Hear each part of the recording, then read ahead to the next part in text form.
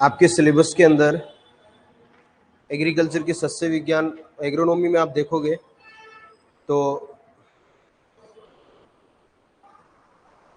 पोषक तत्व राजस्थान में मृदाओं के प्रकार, जीवाश्म खादों का महत्व, प्रकार बनाने की विधियां और फर्टिलाइजर, ये आपका टॉपिक है। इसके बारे में जो हम डिस्कस करेंगे, इसके 2 क्वेश्चन आपके एग्जाम में आते हैं।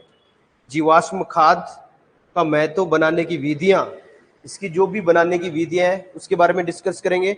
जीवाश्म खाद क्या होता है, तो सबसे पहले हम पॉइंट को लेकर चलेंगे।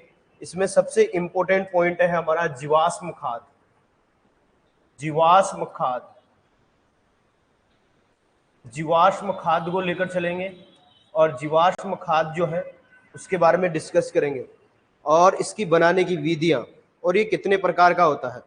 उसके बाद में फर्टिलाइजर के बारे में बात करेंगे, उर्वरक, उर्वरकों का क्लासिफिकेशन देखेंगे और ये कैसे बनाए जाते हैं इसके बारे में डिस्कस करेंगे। देखो, सबसे पहले बात करें कि जीवाश्म खादों के बारे में हम बात करें तो क्या ऑर्गेनिक मेन्यूर एंड उसका क्या इंपॉर्टेंट है, खाद का क्या महत्व है, उसके बारे में हम बात करें तो मुख्य रूप से जो है आपने देखा होगा कि प्राकृतिक रूप से जीवाश्म खाद, जैसे हम बात करें वर्मी कंपोस्ट है,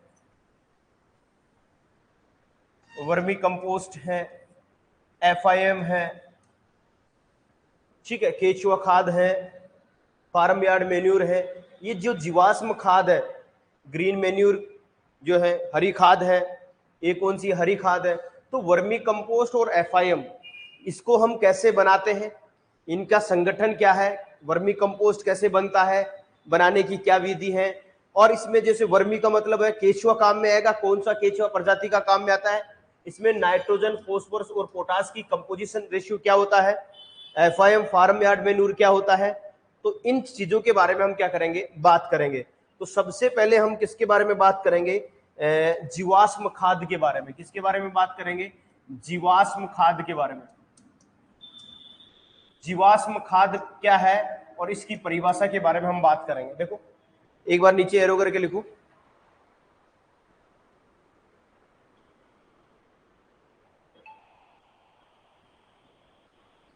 जीवाश्म खाद उसे कहते हैं जिसमें जीव का अंश हो।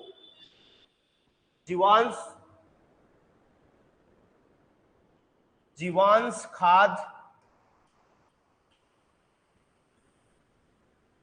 उसे कहते हैं जिसमें किसी जीव का अंश हो, किसी जीव का अंश हो। जीवाश्म खाद उसे कहते हैं जिसमें किसी जीव का अंश हो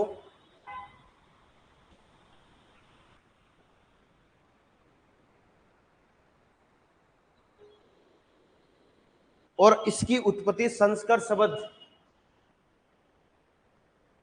खाद्य से हुई है तथा इसकी उत्पत्ति संस्कृत शब्द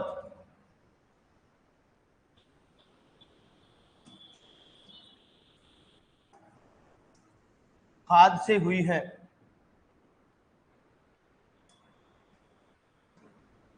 खाद से हुई है।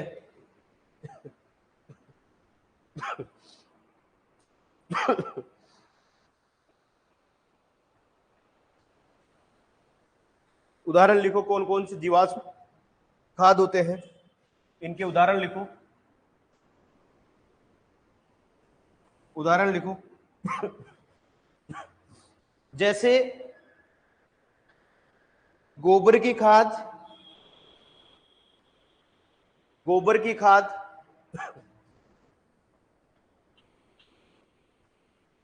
गोबर की खाद जीवाश्म खाद में आती है। वर्मी कंपोस्ट, वर्मी कंपोस्ट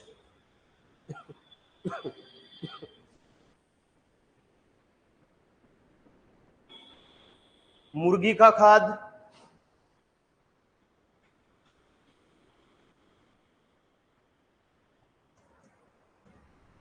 मुर्गी का खाद, मछली का खाद, मछली का खाद, हरी खाद, हरी खाद,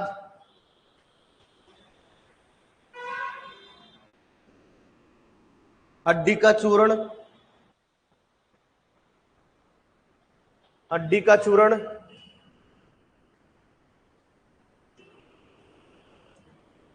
खली खाद, खली का खाद, मानव खाद इत्यादि।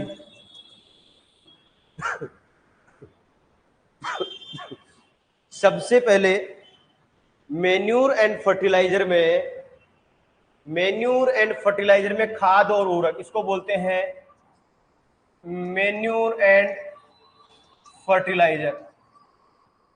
ये जो मेन्यूर और फर्टिलाइजर वाला टॉपिक है, इस टॉपिक में हमने पहले, मेन्यूर का मतलब होता है जीवाश्म खाद, और इस जीवाश्म खाद के बारे में सबसे पहले हम पढ़ेंगे जीवाश्म खाद क्या होते हैं, इनकी बनाने की विधियां क्या है, इनकी बनाने की विधियां क्या है, और इनका महत्व क्या है, जीवाश्म खाद का महत्व क्या है, और इनमें नाइट्रोजन, फास्फोरस और पोटेशियम का अनुपात क्या है।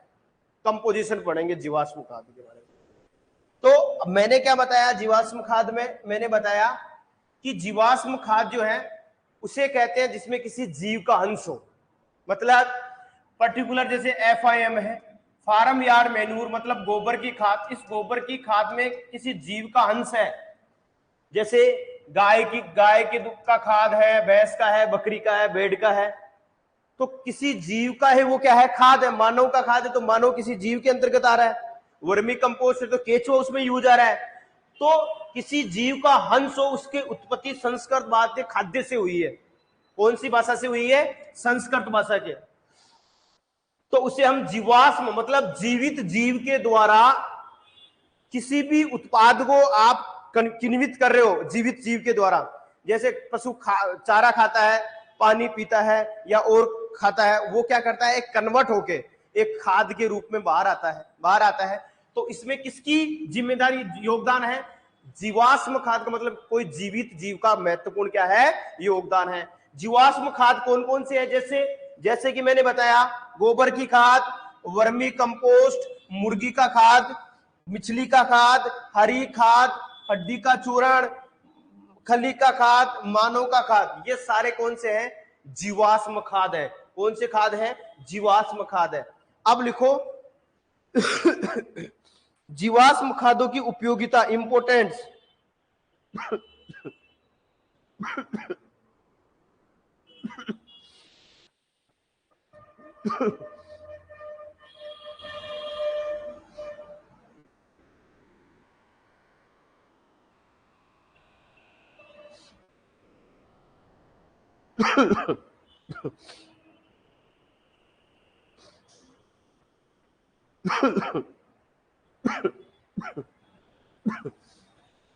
जीवाश्म खाद के प्रयोग से, जीवाश्म खाद के प्रयोग से महत्व लिखना जीवाश्म खाद का, जीवाश्म खाद के प्रयोग से मृदा उर्वरकता में वृद्धि होती है, मृदा उर्वरकता में वृद्धि होती है। क्लास में हो सर, क्लास में हो, हाँ हाँ जी, हाँ बोलो, क्लास में हो सर, हाँ। तो जीवाश्म खाद के प्रयोग से मृदा उर्वरकता में वृद्धि होती है और इसका प्रभाव मृदा में 2 से 3 वर्ष तक बना होता है। जीवाश्म खाद से मृदा उर्वरकता में वृद्धि होती है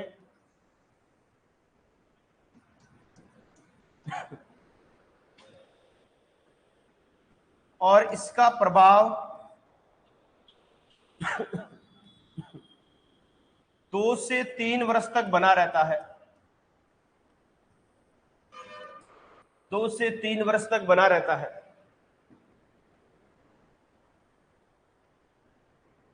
जीवाश्म खाद के प्रयोग से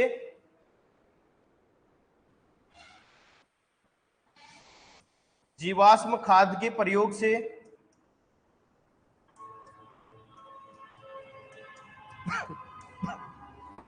मृदा की भौतिक, रासायनिक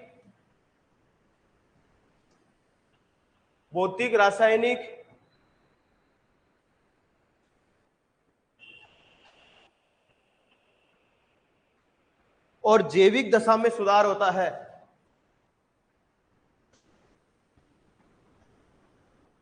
जैविक दशा में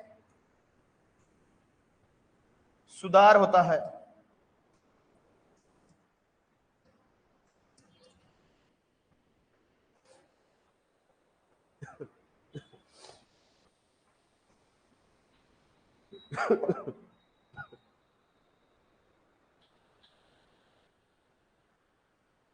तो ये 2 इंपॉर्टेंट पॉइंट हैं कि जीवाश्म खाद से क्या होता है, क्या इसका महत्व है। देखो, भारत में सबसे इंपॉर्टेंट बात यह है कि भारत के संपूर्ण विश्व में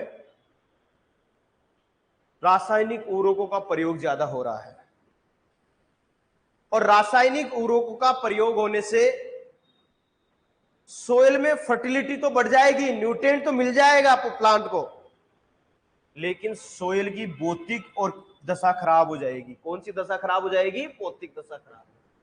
कम समय के लिए आप कहते हैं ना कि इंग्लिश अंग्रेजी दवाई खा लो बुखार खत्म हो जाएगी, लेकिन आयुर्वेदिक दवाई लेते हैं तो वो धीरे धीरे धीरे धीरे असर करती है, लेकिन वो आयुर्वेदिक परमानेंट असर करती है। क्या करती है? परमानेंट।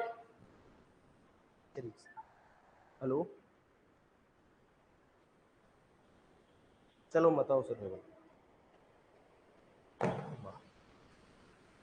यार टीचर है क्या है, बरसात हो रही है, कैसे पूछूंगा?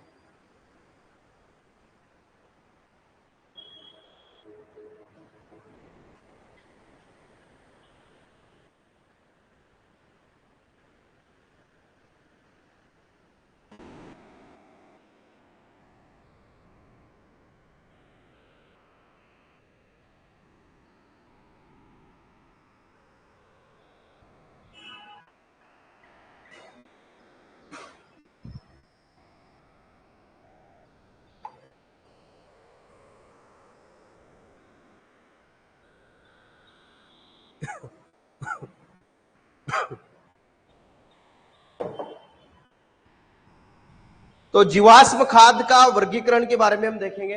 तो अब इसमें जैसे ही रासायनिक उर्वरकों का प्रयोग करते हैं, तो रासायनिक उर्वरक भारत में नहीं पूरे विश्व में इसका प्रयोग कर रहे हैं। तो अब इसमें क्या करता है, हम जब इसमें डालते हैं तो कुछ हद तक तो फर्टिलिटी में सुधार होता है, लेकिन जो भूमि की जो भौतिक दशा है ना, जैविक दशा और भौतिक दशा, वो खराब हो जाती है।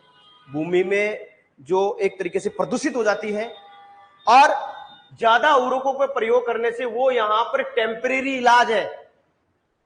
टेम्परेरी इलाज है, कैसे खाद दे दिया आपने, फर्टिलाइजर दे दिया, यूरिया दे दिया, यूरिया क्या करेगा, पानी छिड़काव कर दिया, उस समय तक नाइट्रोजन मिलेगी, खत्म होते दोबारा यूरिया देना पड़ेगा।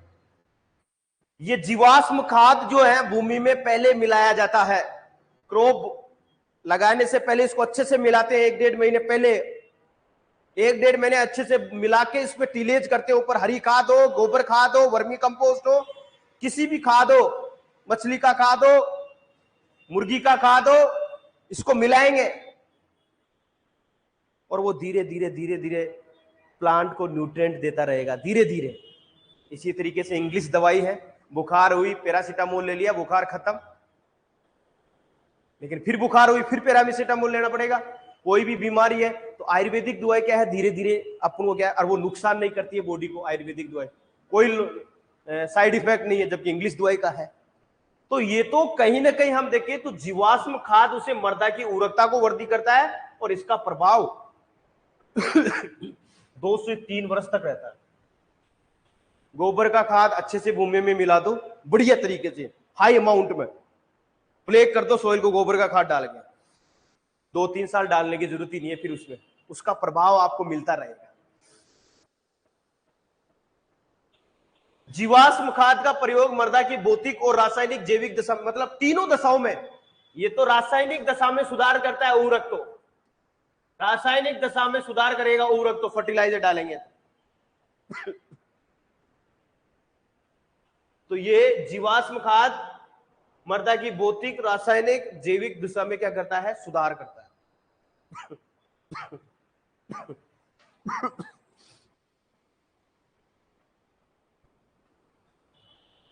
जीवाश्म खाद का वर्गीकरण।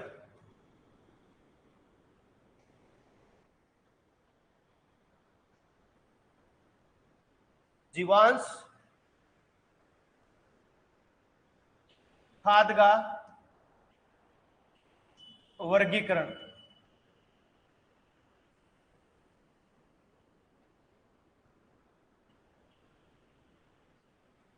वर्गीकरण में लिखो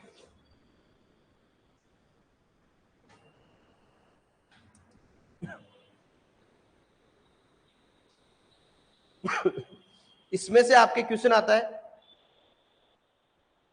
एक होता है स्थूल कार्बनिक खाद,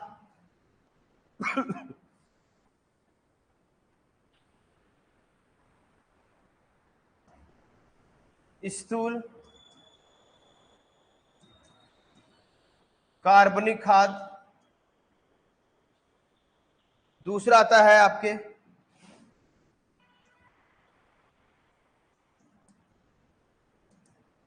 सांद्रित कार्बनिक खाद।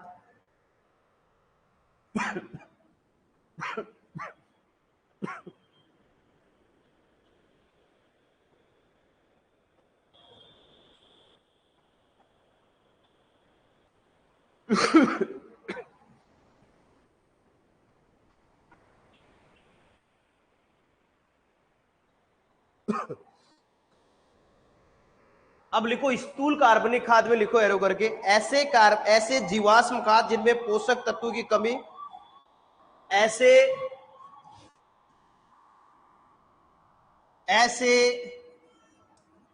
जीवाश्म खाद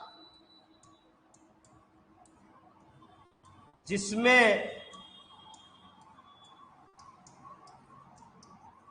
पोषक तत्वों की कमी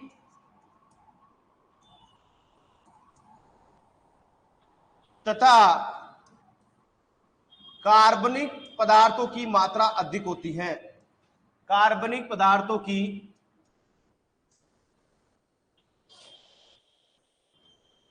मात्रा अधिक होती है।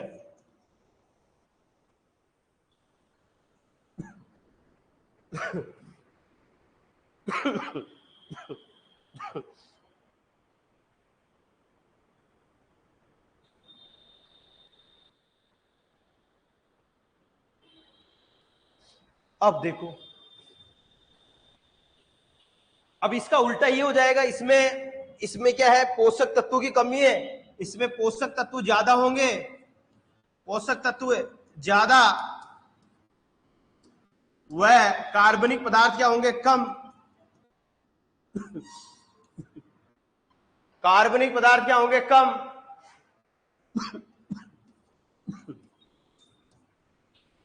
की मात्रा क्या होगी? कम। अब इसमें से आपके एग्जाम में क्वेश्चन कैसे आता है वो देखो आप कैसे आता है एग्जाम में क्वेश्चन। स्थूल कार्बनिक खाद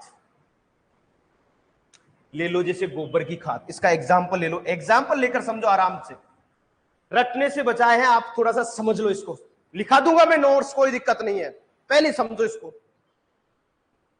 स्थूल कार्बनिक खाद का मतलब है, हेलो, अरे मैं क्लास में हूं।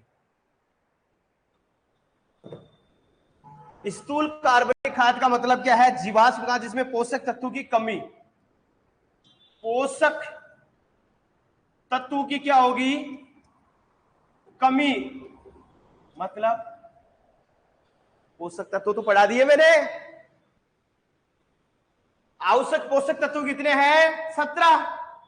जैसे पोषक तत्व है nitrogen, phosphorus, potash, calcium, magnesium, sulphur, जो पौधों के लिए अनिवार्य है उनको जीवित रहने के लिए, अनिवार्य की कसौटी का नियम, वो क्या है? पोषक तत्व। तो स्थूल कार्बनिक खाद वो कार्बनिक खाद है जिनमें पोषक तत्वों की तो कमी रहती है, लेकिन कार्बनिक पदार्थों की मात्रा ज्यादा होती है। मृदा में कार्बनिक पदार्थ कितने परसेंट पाए जाते हैं? 5%। मैंने बताया पहले, कार्बनिक पदार्थ मतलब किसी भी विच्छेदन से, सूक्ष्म जीवों के विच्छेदन से बनता है। तो ये सूक्ष्म जीव से विच्छेदन मतलब, अब गोबर की खाद में नाइट्रोजन जो है 1%, 1.5% ऐसे होता है, 0.5%, फास्फोरस, पोटास, बताऊंगा अभी कंपोजिशन। लेकिन पोषक तत्वों में कमी है, लेकिन कार्बनिक पदार्थ क्या है? ज्यादा। तो वहां पर जब हम गोबर की खाद डालते हैं तो वहां से धीरे धीरे कार्बनिक पदार्थों का डिकम्पोजिशन होता है, और वहां से उसको धीरे धीरे धीरे धीरे धीरे धीरे क्या मिलेगा? न्यूट्रिएंट मिलेंगे लॉन्ग टाइम तक। इसलिए इन खाद को क्या कहते हैं? स्थूल कार्बनिक खाद, जिनमें पोषक तत्व की मात्रा कम होती है लेकिन कार्बनिक पदार्थों की मात्रा क्या होती है? ज्यादा। स्थूल स्थूल तूल, स्तू का मतलब है कम, स्तू का मतलब क्या है? कम। कम क्या होंगे? पोषक तत्व कम होंगे। स्थूल का मतलब क्या है? कम। स्तू, स्तू याद रखना, स्तू का मतलब है, सर ने बताया, कम। कम क्या है? पोषक तत्व। ज्यादा क्या है? कार्बनिक पदार्थ। कौन से खाद कहलाएंगे? स्थूल कार्बनिक खाद।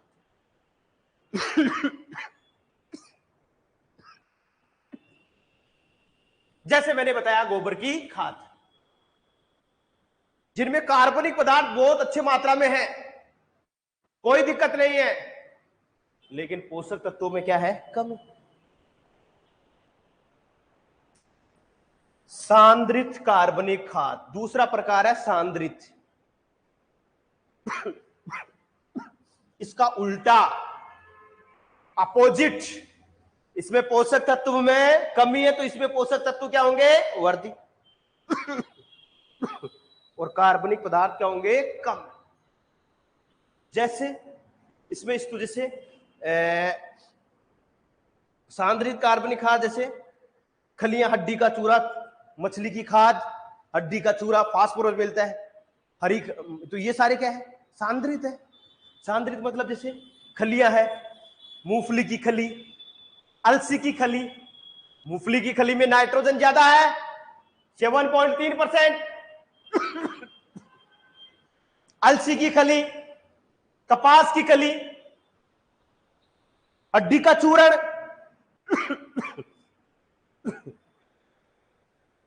सूखा रक्त, मछली की खाद।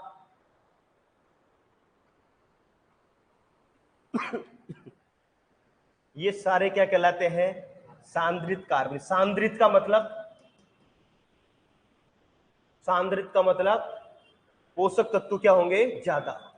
सा का मतलब ज्यादा, सांद्रित का मतलब पोषक तत्व क्या होंगे? ज्यादा। इसका उल्टा। क्या एग्जाम में पूछा जाता है सर? निम्न में से स्थूल कार्बनिक खाद का उदाहरण है, निम्न में से सांद्रित कार्बनिक खाद का उदाहरण है। तो वर्गीकरण में सबसे पहले लिखो, स्थूल कार्बनिक खाद की उदाहरण लिख लो, और इसकी स्थूल कार्बनिक खाद की परिभाषा लिखना, ऐसे जीवाश्म खाद जिसमें पोषक तत्व की कमी तथा कार्बनिक पदार्थों की मात्रा अधिक होती है, तथा कार्बनिक पदार्थों की मात्रा अधिक होती है। कार्बनिक पदार्थों की मात्रा अधिक होती है, लिख लिया? उदाहरण लिखो।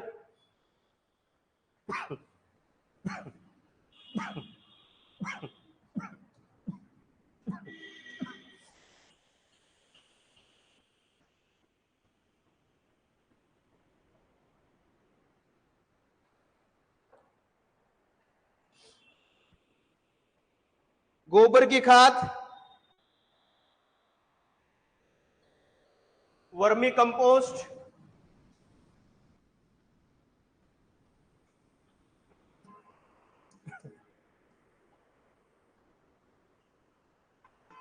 वर्मी कंपोस्ट,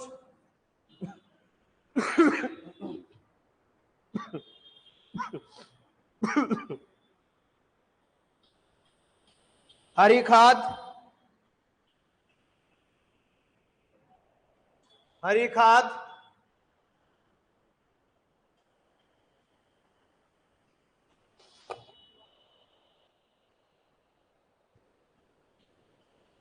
चिड़िया की बीट,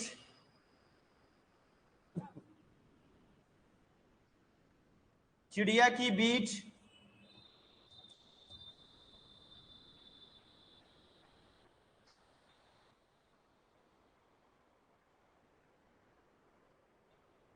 मानव विष्ठा, मानव खाद,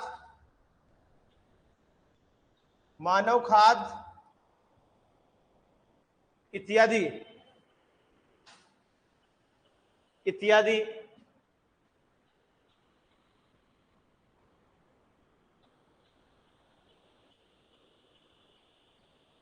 अब देखो सांद्रित कार्बनिक खाद के बारे में हम बात करें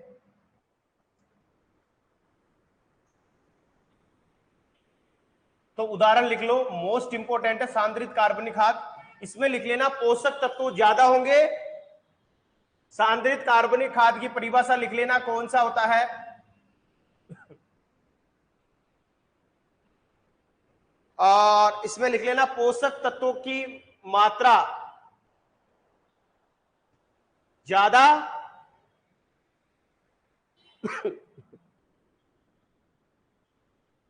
पोषक तत्वों की मात्रा ज्यादा व कार्बनिक पदार्थों की मात्रा कम,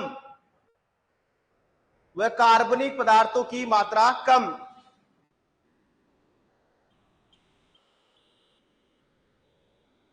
स्थूल खाद की परिभाषा दोबारा, बिल्कुल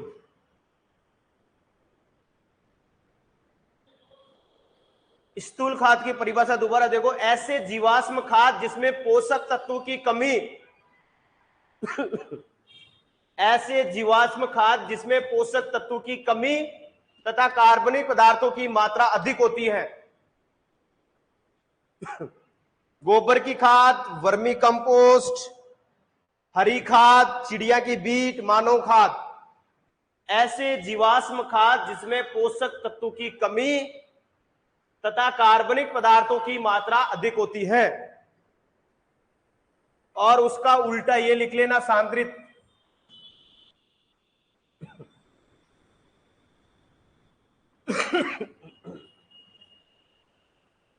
सांद्रित में लिख लेना पोषक तत्वों की मात्रा ज्यादा व कार्बनिक पदार्थों की मात्रा कम, उसका उल्टा।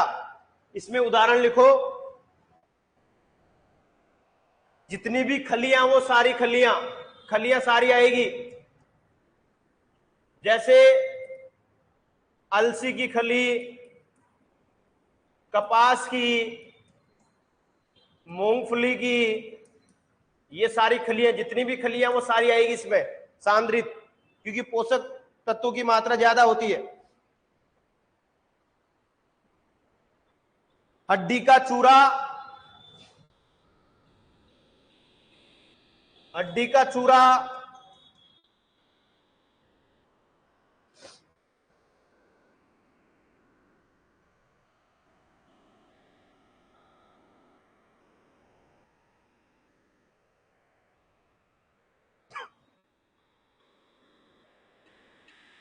सूखा रक्त, सूखा रक्त,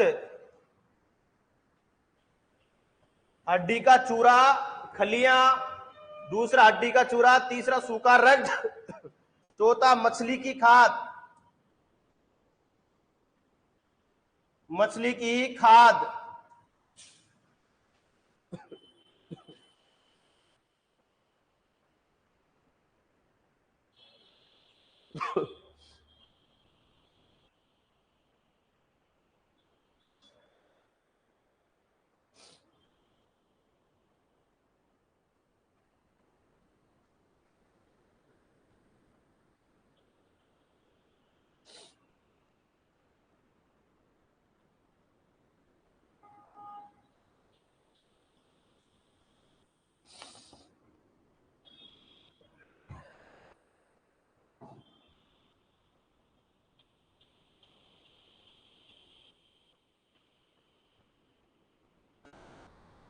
अब लिखो जीवाश्म खाद बनाने की विधियां। जीवाश्म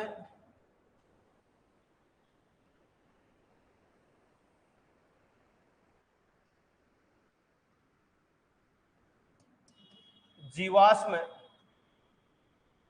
खाद बनाने की विधियां।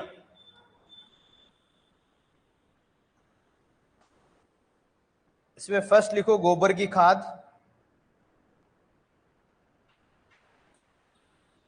गोबर की खाद बनाने की विधियां।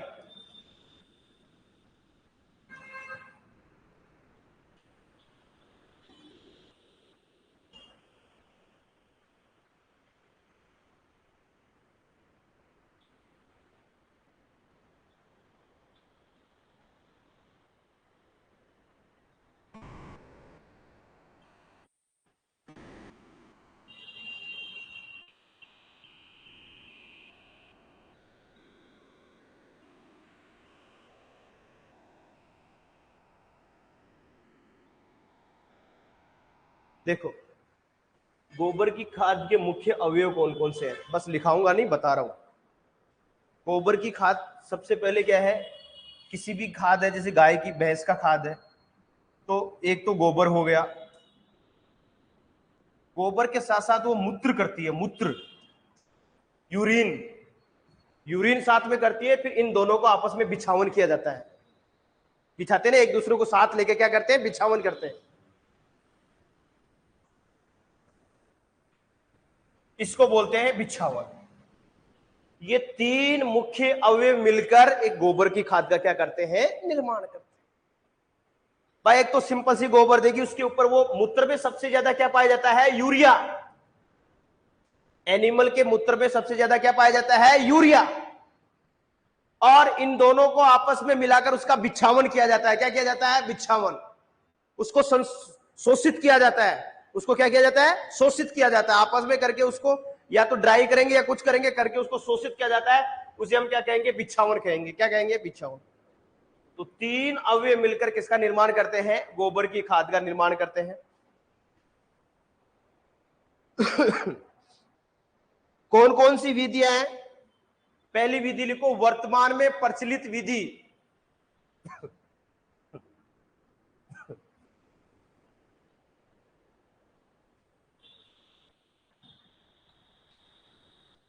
गोबर खाद की पहली विधि लिखो, वर्तमान में प्रचलित विधि।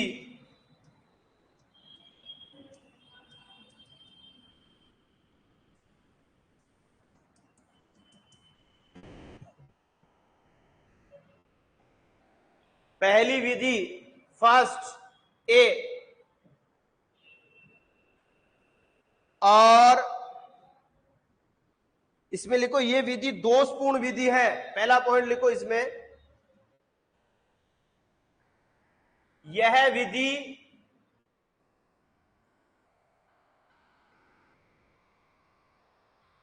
दोषपूर्ण विधि है।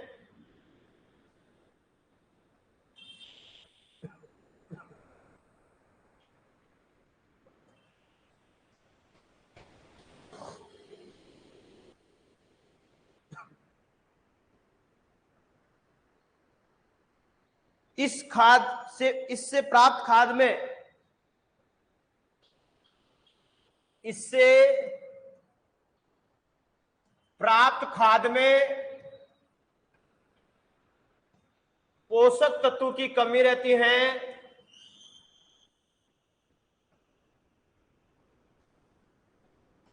पोषक तत्व की कमी रहती है। नोट्स बनाते रहना।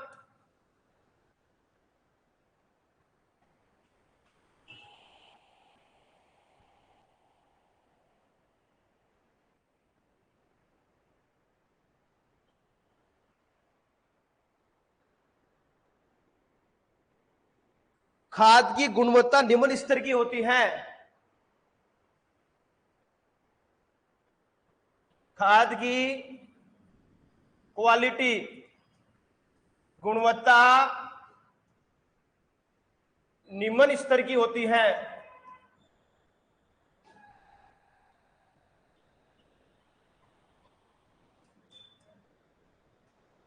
देखो बेटा, ये वर्तमान में जो किसान लोग हैं, ये वर्तमान में प्रचलित विधि वही है, एक खड्डा खोदा, गोबर उठाया और डाला। वर्तमान में प्रचलित विधि यही है, और वो खड्डा खोद के उसमें डाल देते हैं, तो उसमें क्वालिटी इंप्रूवमेंट नहीं हो पाती है। खड्डा खोद कर एक साथ डाल देते तो उससे ईंधन निकलती है, गोबर गैस, ज्यादातर उसका प्रयोग करते हैं।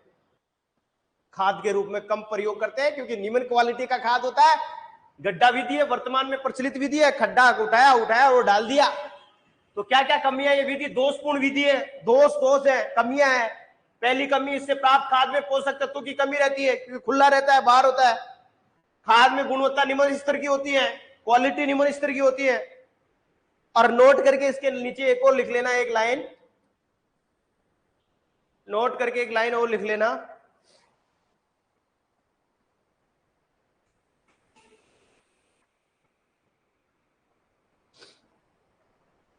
इस विधि में मिट्टी द्वारा सोखा गया मूत्र, इस विधि में मिट्टी द्वारा सोखा गया मूत्र, मिट्टी द्वारा सोखना मतलब मिट्टी द्वारा सोखा गया मूत्र तथा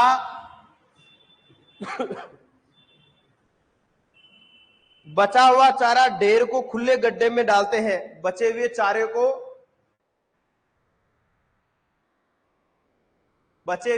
को खुले गड्ढे में डालते हैं।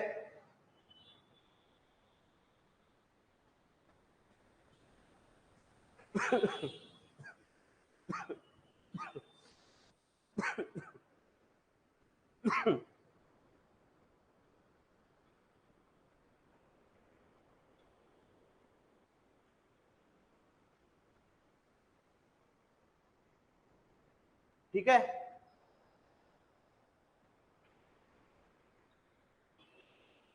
दूसरी विधि के लिखो संशोधित विधि। संशोधित विधि,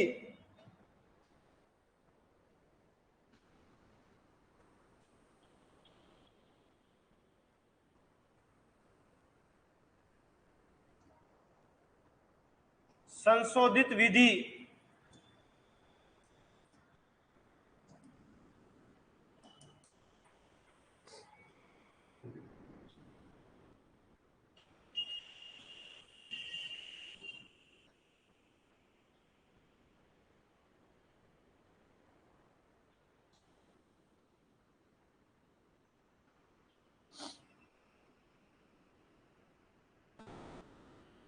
देखो, इस विधि में खाद बनाने के लिए, इस विधि में खाद बनाने के लिए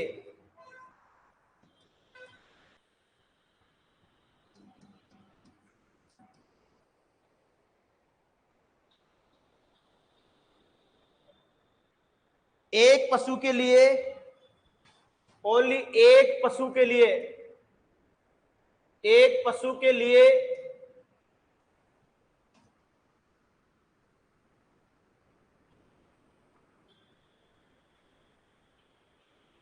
गड्ढा 1 मीटर गहरा,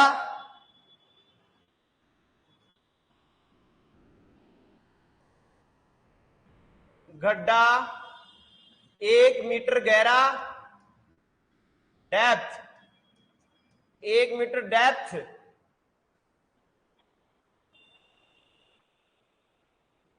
2 मीटर लंबा, 2 मीटर लंबा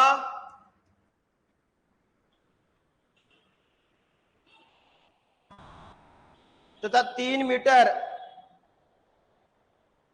चौड़ा, तथा 3 मीटर चौड़ा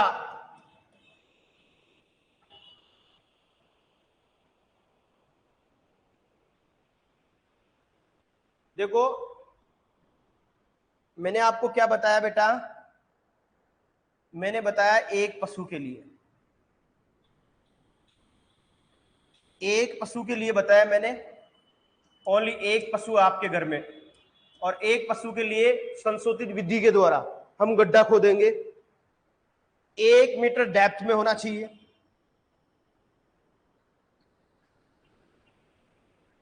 ये तो कितना हो गया, 1 मीटर, समझ में आई ना। ये तो क्या हो गया, गहरा, गड्ढे की गहराई 2 मीटर लंबा होना चाहिए। ये लंबाई हो गई या चौड़ाई हो गई, लंबाई इसको बोलते हैं या इसको बोलते हैं, डेप्थ इसको बोलते हैं, गहराई। तो ये जो गड्ढे की चौड़ाई है ना, ये ऊपर से देखते हैं, ऊपर से ये होती है चौड़ाई, ये क्या होती है, लंबाई। तो 2 मीटर लंबा, और ये जो चौड़ा कितना है गड्ढे का, चौड़ वो है, तो ये क्या हो जाएगी उसकी चौड़ाई, ऊपर से चौड़ाई, ये चौड़ाई हो गई, ये देखो ये कितना चौड़ा है। तो चौड़ाई जो है वो 3 मीटर लगभग सेम ही रखते हैं। तो ऊंचाई रख लो या गहराई रख लो, या आप चौड़ाई रख लो या लंबाई रख लो, ये क्या है, संशोधित गड्ढा है। संशोधित गड्ढा मतलब पहले तो आप ऐसे ही डाल दिया, गड्ढा खोदा और डाल दिया, वो प्रचलित विधि अभी। तो ये गड्ढा आप तैयार कर रहे हो एक पशु के लिए, उसके नीचे आगे एरो करके लिखना, पशुओं की संख्या अधिक होने पर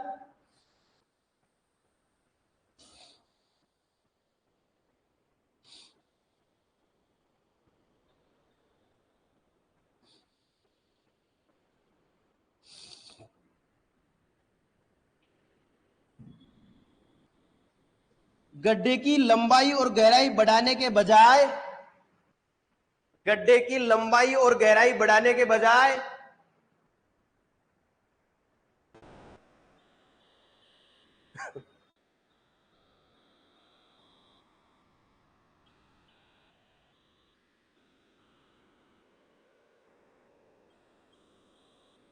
गहराई बढ़ाने के बजाय उसकी संख्या में वृद्धि करनी चाहिए।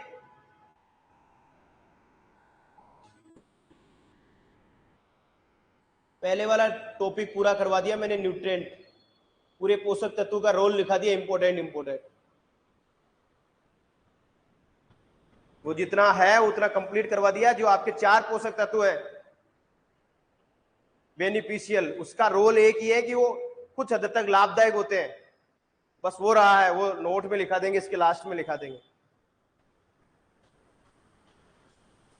क्लास अटेंड करो, 5 पोषक तत्वों की 5 क्लासें हो गई।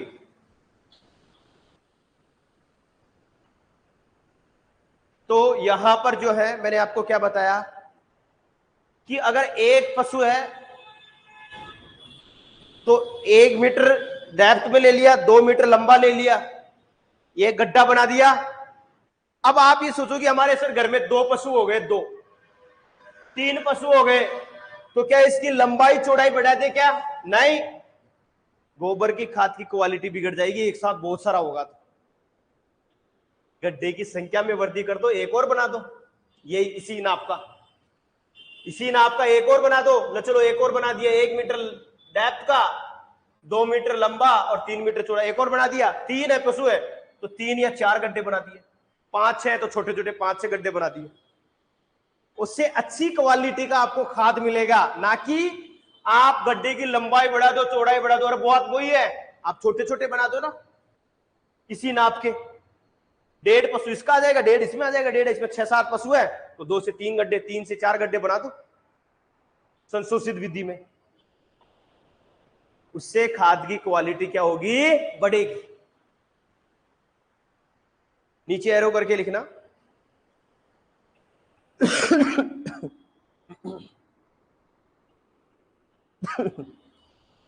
सबसे पहले गड्ढे के पेंदे में कैसे इसमें डालना चाहिए वो बता रहा हूं विधि। सबसे पहले गड्ढे के पेंदे में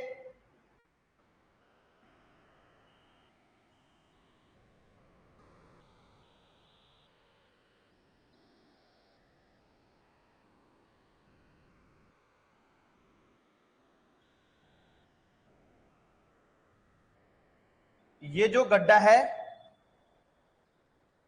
इस गड्ढा का ये पेंदा है नीचे वाला।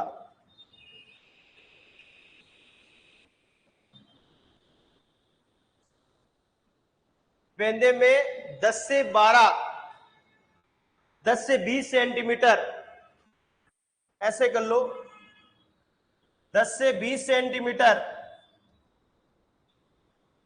10 से 20 सेंटीमीटर चारे का बिछावन करना चाहिए। चारे का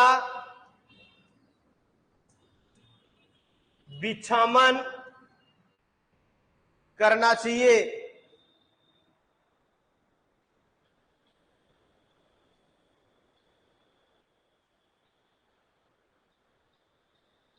उसके बाद में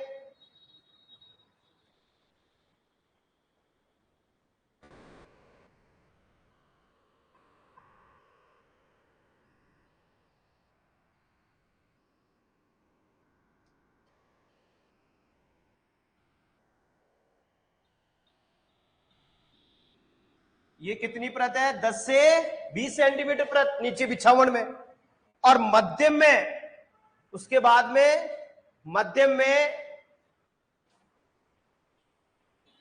गोबर व मूत्र की, गोबर व मूत्र की, गोबर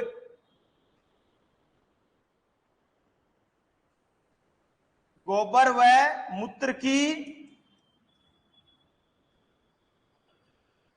75 से 100 सेंटीमीटर परत डालनी चाहिए।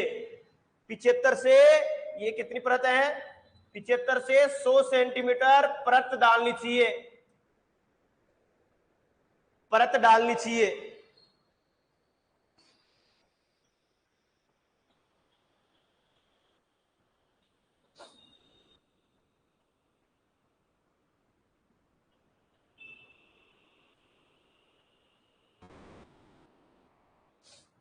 फिर नीचे लिखो,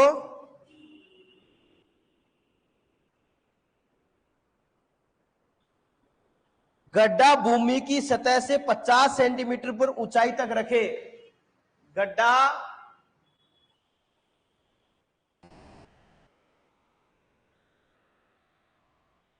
भूमि से 50 सेंटीमीटर की ऊंचाई पर रखे।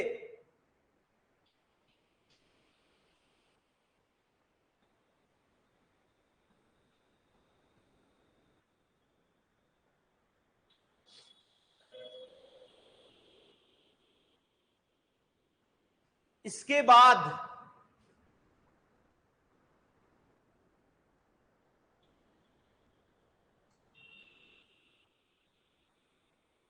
दस सेंटीमीटर ऊपरी भाग को मिट्टी के द्वारा समतल बनाकर ढक देना चाहिए, बंद कर देना चाहिए। मिट्टी के द्वारा समतल बनाकर बंद कर देना चाहिए। देखो, अब समझा देता हूं। एक तो वर्तमान में प्रचलित विधि थी, वर्तमान में प्रचलित विधि थी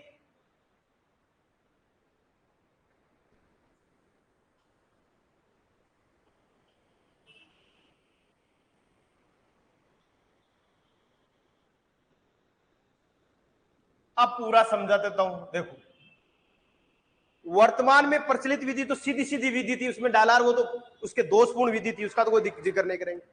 लेकिन उसमें थोड़ा सा संशोधित किया गया। अगर आपके घर में एक पशु है तो एक पशु के लिए आप एक गड्ढा खोदोगे 1 मीटर डेप्थ का, 1 मीटर डेप्थ का, 2 मीटर लंबाई और 3 मीटर चौड़ा। अगर आपके घर में 3 पशु है, 2 पशु हो, तो इन गड्ढों की संख्या बढ़ाओ, नहीं कि इसको वृद्धि करो। पहली बात ये ध्यान रखना। आप संशोधित विधि में आप गड्ढे की चौड़ाई बढ़ाने के बजाय आप इनकी संख्या में क्या कर दो, वृद्धि कर दो, तो अच्छी क्वालिटी का गोबर खाद आपको मिलेगा। अब उसको कैसे भरे, क्या ध्यान रखें, कैसे भरा जाएगा? देखो, सबसे पहले नीचे नीचे का जो पेंदा होता है ना, गड्ढे का पेंदा, नीचे नीचे का, समझना मेरी बात, इस तरीके से कोई टीचर नहीं समझाता है, अब तक तो लिखा के चला जाता। मैं प्रैक्टिकल चीज समझा रहा हूं, थ्योरी को आपको प्रैक्टिकल रूप से समझा के रहा हूं कि कैसे इसको यूज किया जाता है, प्रैक्टिकल रूप से हम बनाए, संशोधित विधि के द्वारा गड्ढा बनाए तो कैसे बनाए वो मैं आपको बता रहा हूं। कोई टीचर नहीं लिखा के चले जाते हैं, बच्चों के समझ में नहीं आता है क्या संशोधित विधि है, गड्ढा विधि क्या है, कैसे क्या है, और इसमें से घुमा के क्वेश्चन पूछ लेते हैं। समझो, रटने की जरूरत नहीं है कि ये जो 10-20 सेंटीमीटर का नीचे का पैंदा होता है, इस पैंदे में पहले चारा डाल दो। आप क्या डाल दो? चारा बिछा दो। बिछा दिया, ये लो बिछा दिया, और फिर एक 75 से 100 सेंटीमीटर की जो गोबर और गोबर का मूत्र होता है ना, उसको डालो। डाल दिया, बड़ी लेयर बन गई उसमें, और फिर उसके ऊपर 5 से 10 सेंटीमीटर की मिट्टी की परत बनाओ। 5 से 10 सेंटीमीटर की क्या बनाओ? मिट्टी की परत, बंद करने के लिए। गड्ढे को खुले रखेंगे तो एमोनिफिकेशन होगा और नाइट्रोजन बाहर निकल जाएगी, इसलिए न्यूट्रिशन वैल्यू खत्म हो जाएगी, न्यूट्रिएंट वैल्यू। इसको मिट्टी के द्वारा ढक दो 5 से 10 सेंटीमीटर की परत बनाकर, और बंद कर दो। तो ये कौन सी विधि आ गई बेटा? अब इसको समतल कर दो, उसके ऊपर बंद करके इसको समतल कर दो। समतल मतलब बराबर कर दो। और मैंने ये बताया कि भूमि से 50 सेंटीमीटर, देखो मैंने बताया था ये अगर आप ये गड्ढा बना रहे हो तो जैसे ये समतल भूमि है, इससे थोड़ा 50 सेंटीमीटर ऊंचा बनाओ। 50 सेंटीमीटर क्या बनाओ? ऊंचा। ये भूमि है तो इससे 50 सेंटीमीटर ऊंचा गड्ढा बनाओ। बोलो समझ में आया? पक्का? ऑनलाइन वालों को समझ में आया? यस या नो? कमेंट्स करके बताओ।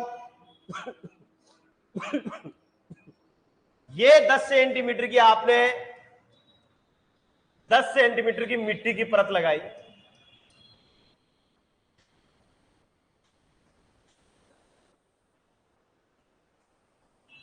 ऑनलाइन वालों को समझ में आया? यस।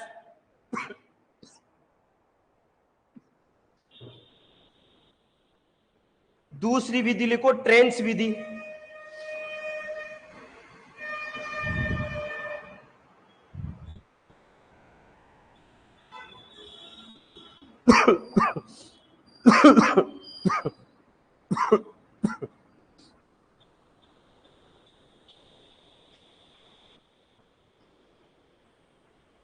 यह विधि आचार्य द्वारा विकसित की गई है।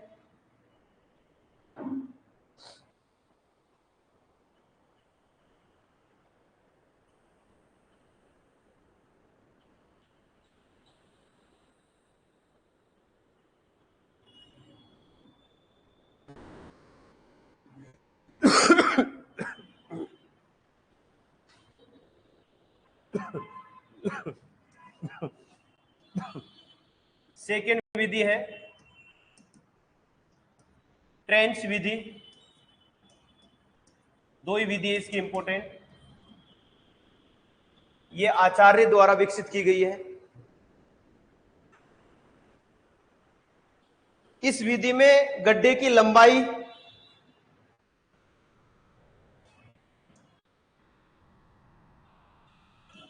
इस विधि में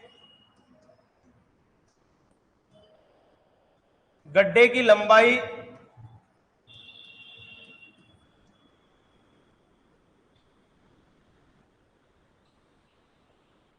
आ रहा हूं 10 मिनट। गड्ढे की लंबाई 6 मीटर, 6 मीटर, चौड़ाई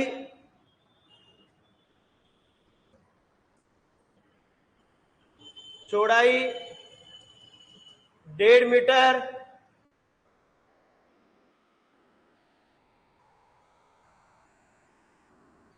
और गहराई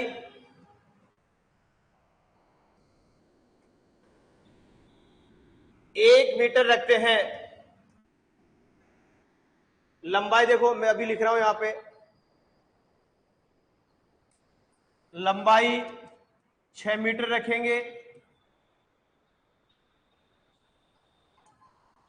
चौड़ाई 1.5 मीटर रखेंगे और गहराई 1 मीटर।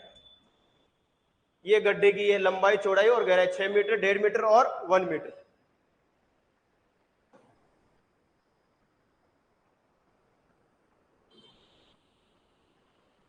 इस विधि में लंबाई और चौड़ाई बढ़ा सकते हैं। इस विधि में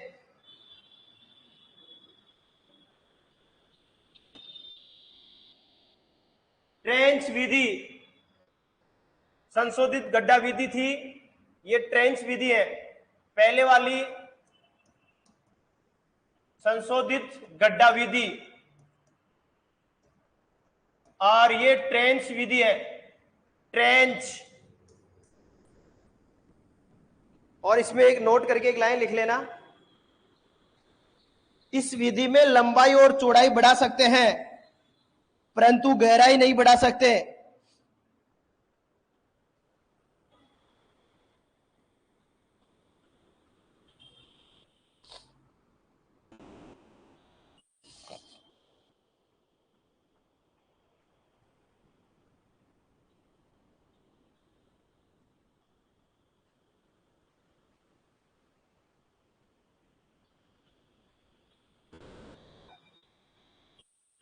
ये तो हो गया गड्ढे का आकार।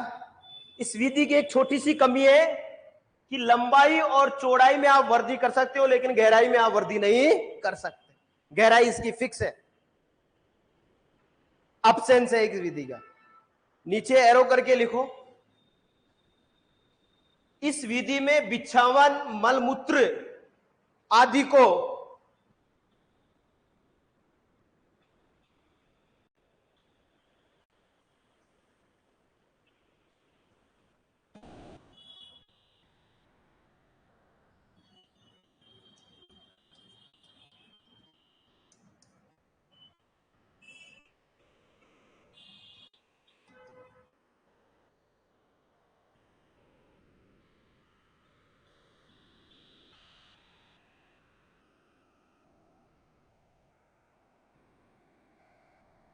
आदि को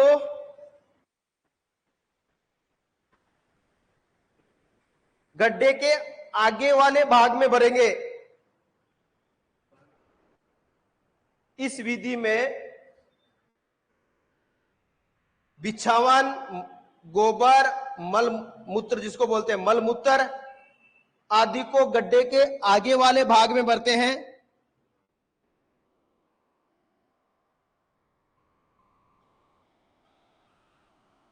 देखो,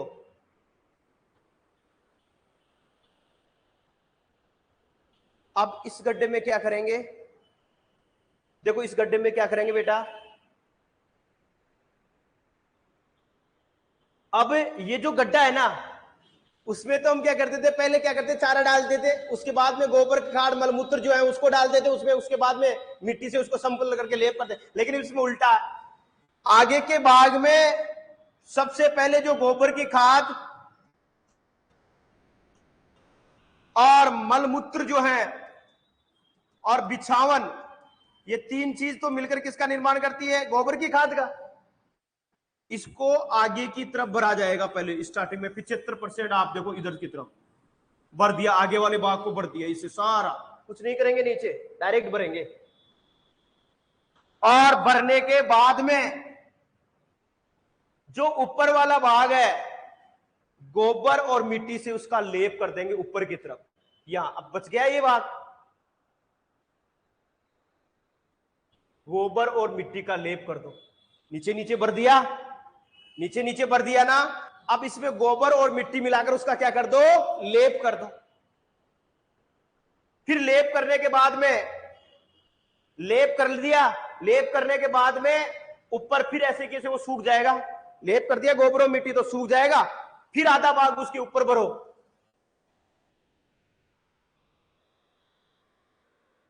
ये 2 बार इसको भर दिया तो नीचे वाला 1 महीने में सड़कर क्या हो जाएगा, तैयार। नीचे वाला 1 महीने में सड़कर क्या हो जाएगा, तैयार। तो इसको निकाल लो यूज करने के लिए।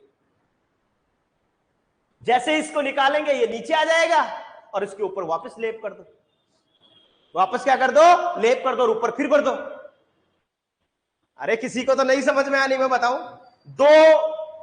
पहले नीचे भर देंगे आधा भाग और उस पर गोबर और मिट्टी का लेप कर दिया, ऊपर भर दिया। और यहां पर लेप करके बता देता हूं, ये लो लेप कर दिया, मिट्टी और गोबर का लेप कर दिया। थोड़े दिन बाद में सूख जाएगा, नीचे रह जाएगा ये। अब ऊपर और डाल देते हैं अपन गोबर की खाद और वही मलमूत्र डाल दिया, ये वापस डाल दो ये। और ऊपर फिर आधे मीटर पर जो है, डेप्थ 1 मीटर है ना, तो आधा मीटर ये और आधा मीटर ये, लंबाई तो वही रहेगी सेम।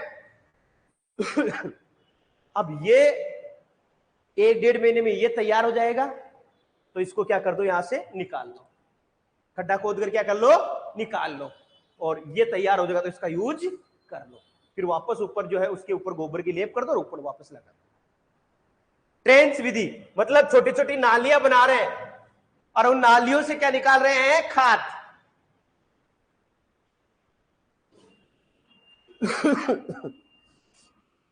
फिर नीचे एरो करके लिखो। इस विधि की यह विशेषता है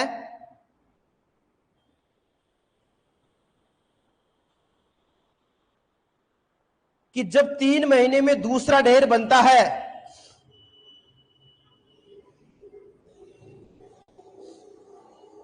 जब 3 महीने में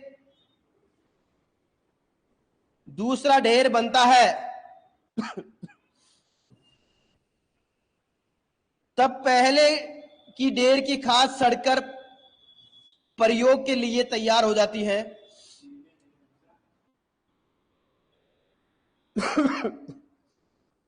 जब 3 माह में दूसरा ढेर बनता है, तो तब पहले की ढेर की खाद सड़कर प्रयोग के लिए तैयार हो जाती है।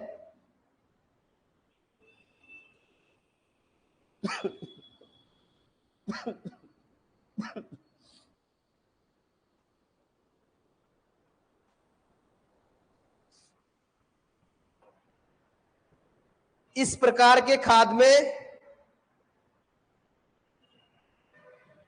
इस प्रकार के खाद में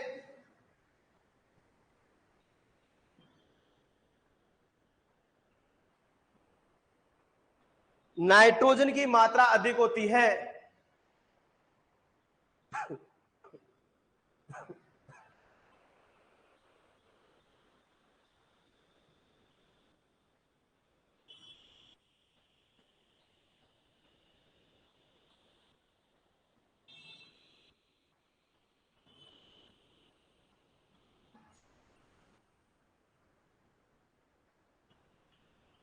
अब इसमें जो पोषक तत्वों की मात्रा है वो कल पढ़ाएंगे, हिंदी की क्लास लगेगी। ये बाकी का जो है वो कल पढ़ाएंगे। खलियां कितने प्रकार की होती हैं, ये सारी चीज